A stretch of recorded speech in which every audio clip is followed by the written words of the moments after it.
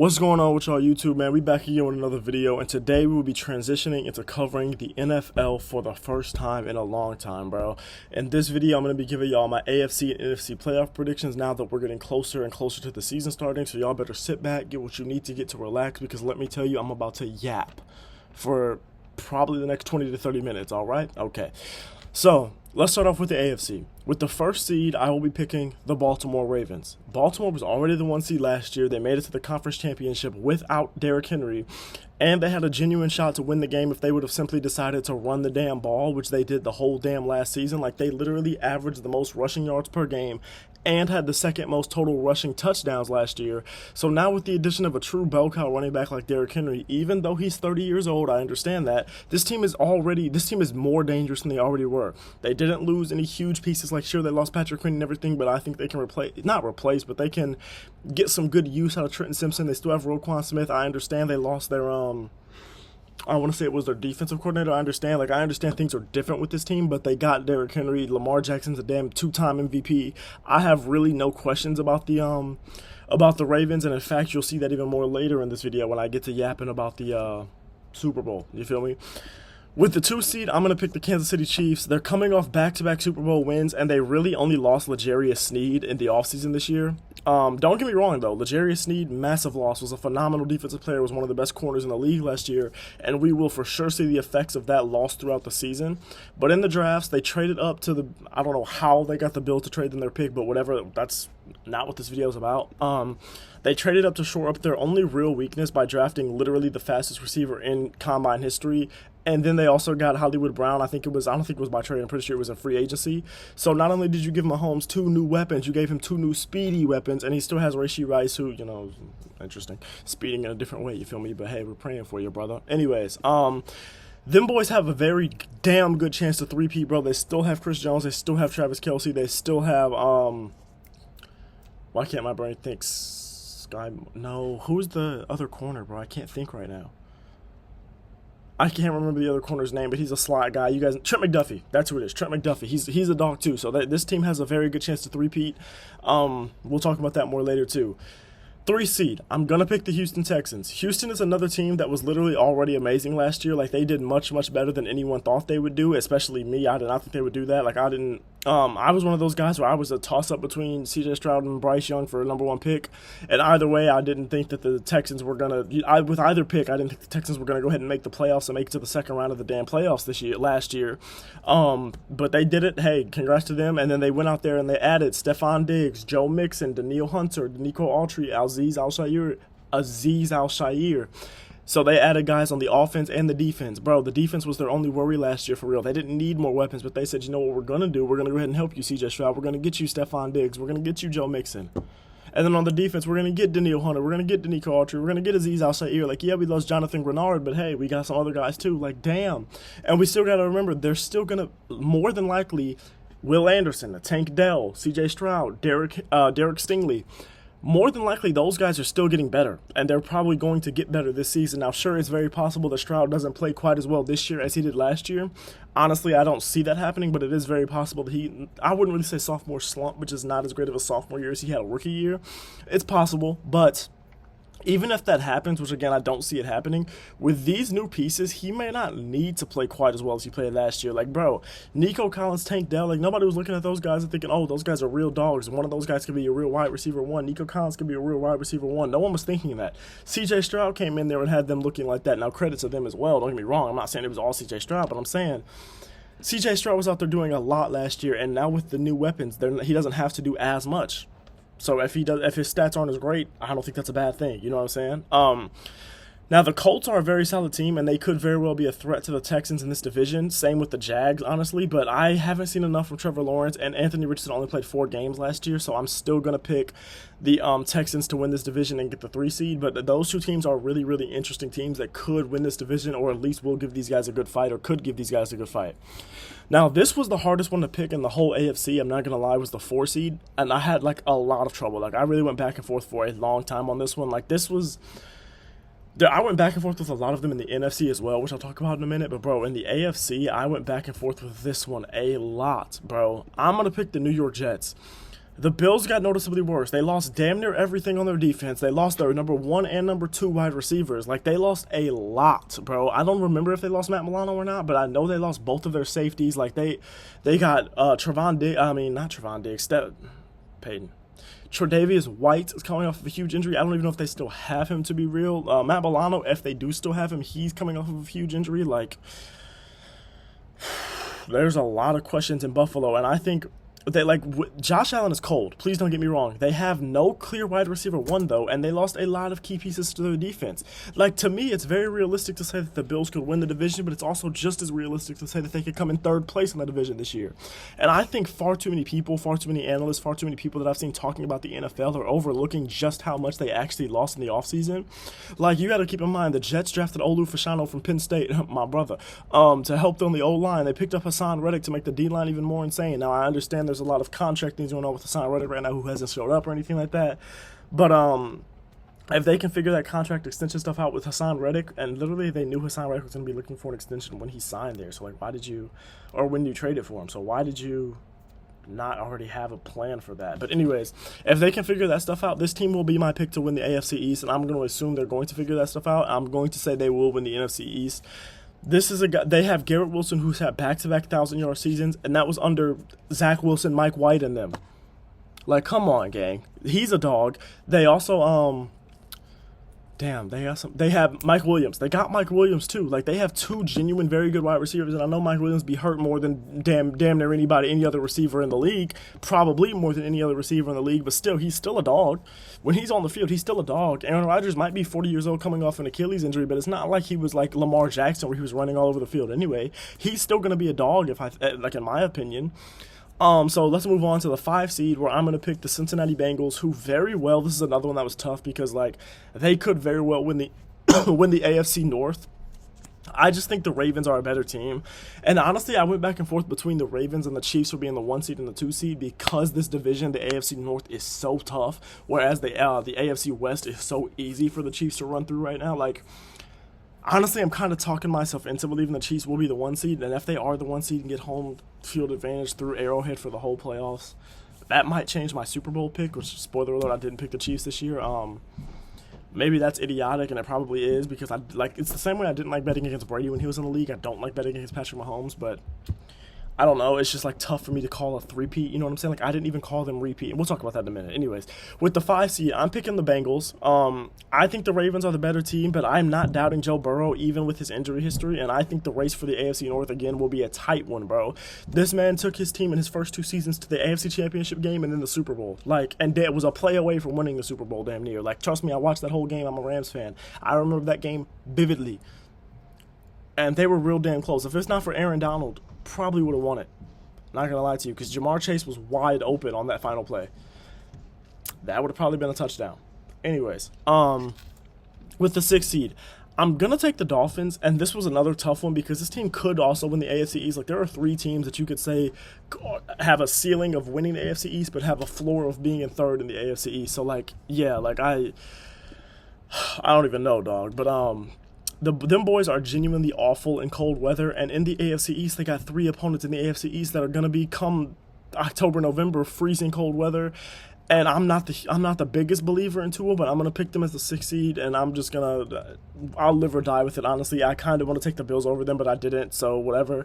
And with the final wildcard spot, another team that I almost took the Bills over, but here I thought about a lot of teams. I'm picking the Cleveland Browns.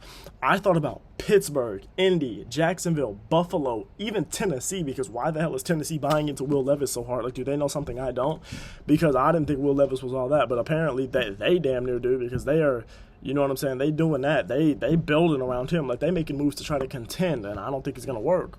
But they're making moves to try to contend, so I even thought about them. But I really almost put Buffalo up here just because of how good Josh Allen is and how this isn't Deshaun Watson that we saw in Houston.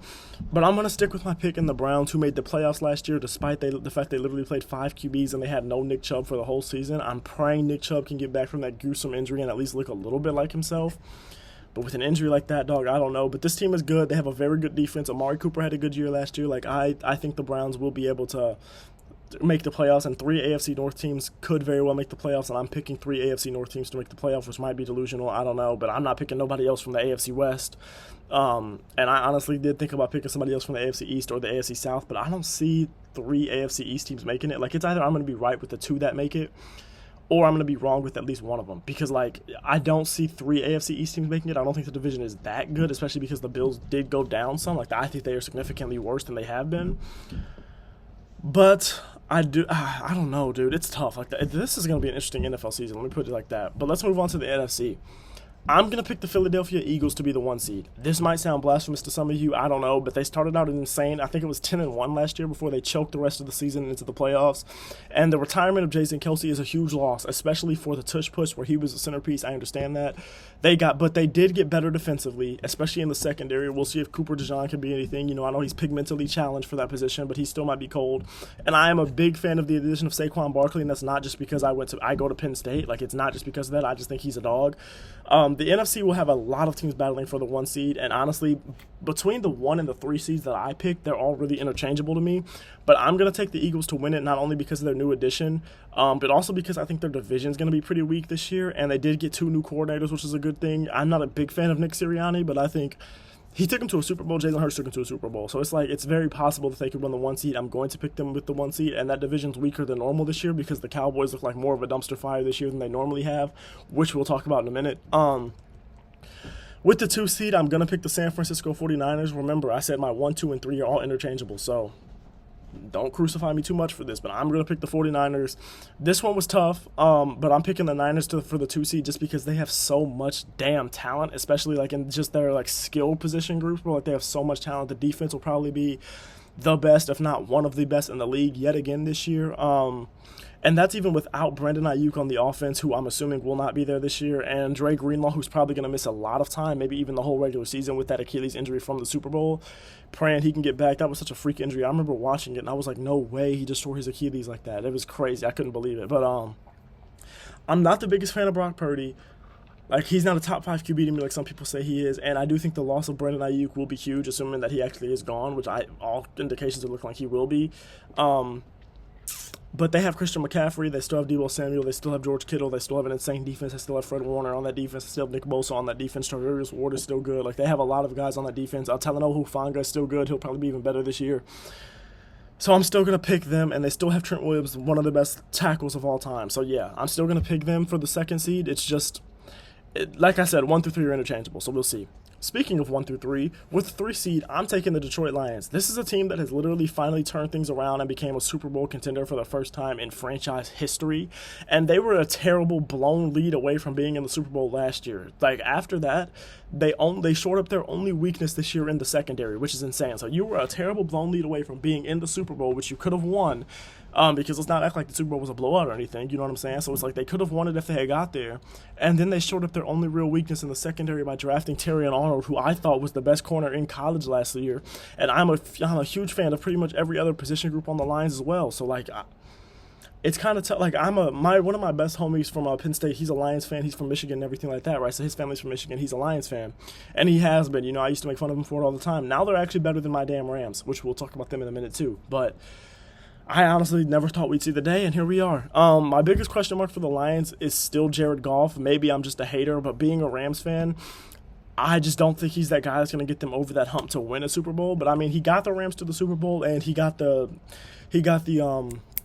Lions super close to being in the Super Bowl last year. Like I said, a blown lead away from being in the Super Bowl. So maybe I'm just a hater, like I said, but we'll see. With the 4th seed, I'm going to take the Atlanta Falcons. This one was a little tough because I did almost pick Tampa Bay, but I think losing Dave Canales will hurt this offense a lot, especially with him still being in the division and everything like that. Like, I think that is going to be a tough blow for them. I like regular season Kirk Cousins, and if he gets hurt, I'm honestly even a fan of Michael Penix Jr., who I thought the Falcons could have done something better with the pick. Like, I thought they could have got a Dallas Turner or some other defensive player with the pick, but what do I know? I'm a fan of Michael Penix Jr. I just the Falcons don't need him. But hey, if Kirk Cousins gets hurt or he's not looking great off that Achilles injury, I still think I would pick this team to win the division even with Michael Penix, but then it would still be closer with Tampa Bay. Even if Michael Penix was starting, it would be closer. But you understand what I'm saying. The Falcons have weapons, but their biggest question mark is still that defense, which is why I think they should have used that 9th overall pick or 8th overall pick on a defensive player. But they're in the NFC South, so they should be fine for at least the regular season of this year because I'm not worried about no damn Derek Carr, and I'm not worried about the damn Panthers who were 1-15 last year and just lost their best defensive player. So not too worried about that. The only really worry they have is Tampa Bay, or at least I predict that's the only worry they'll have. With the 5 seed, I'm going to pick the Green Bay Packers, and this is another area where things get tough, bro. 5, 6, and 7, I genuinely, these could be interchangeable for me too, and even the one team that I didn't pick, that would, you know what I'm saying, the one team I picked to miss, could even be interchangeable with any of these teams too, so we'll see. But the Packers performed well above my expectations last year, similarly to the Texans, and they were a terrible Jordan Love interception away from being in the damn NFC Championship game versus the Lions. I think the biggest question mark for me is this team is the offensive weapons. Watson's never healthy. Dobbs and Reed are both good, but they're not great. Josh Jacobs might be washed, and he's only 25 years old, which is insane. But he was a dog.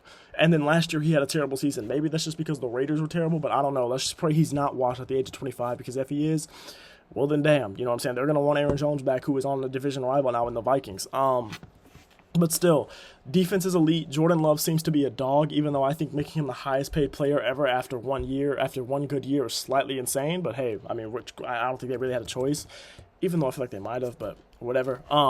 With the 6 seed, I'm going to pick my very own LA Rams. This was a tough one just because they lost the second best defensive player ever in Aaron Donald, in my opinion. I like Jared Verse from Florida State, and I like the pick of Blake Corum on the offensive side from Michigan.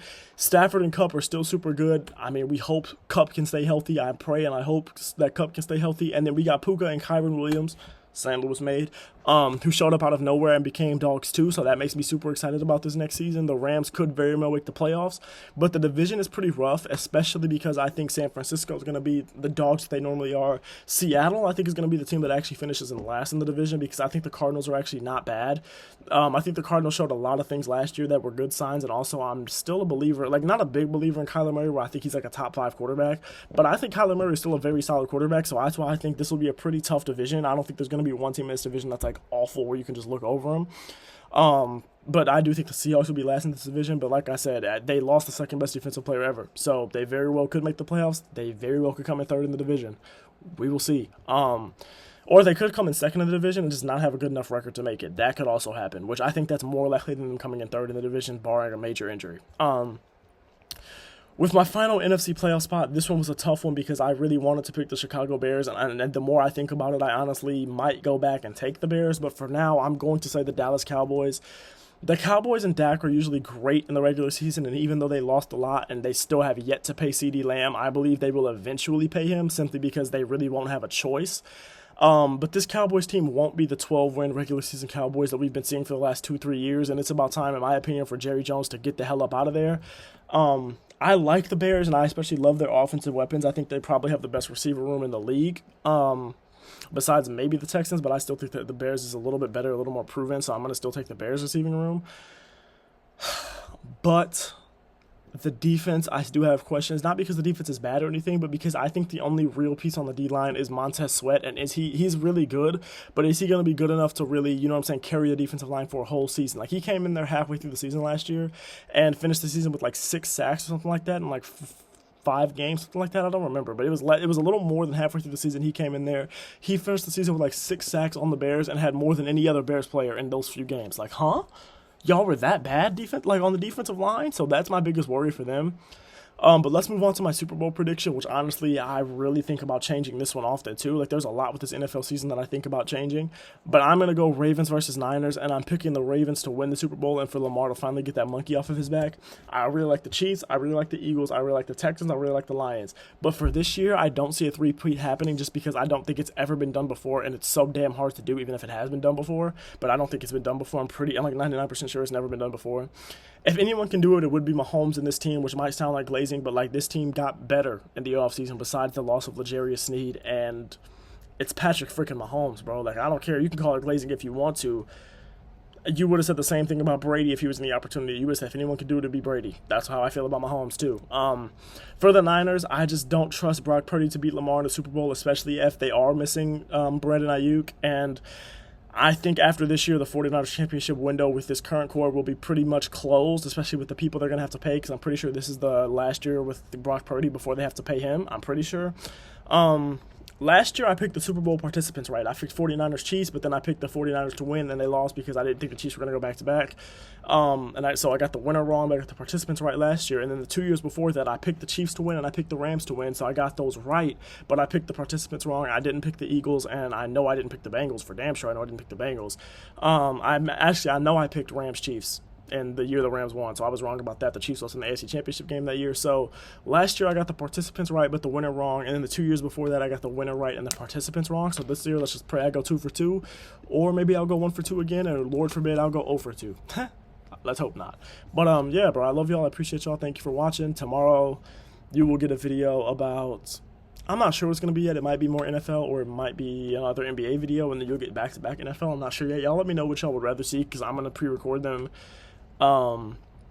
anyway, because I'll be in Florida by the time y'all see those videos on Thursday, Friday, and Saturday. So we'll see. But yeah, bro, I love y'all. I appreciate y'all. Thank you for watching, dog. And stay blessed, stay praying, keep God first, dog. Everything will be all right. Don't even trip. All right, love y'all.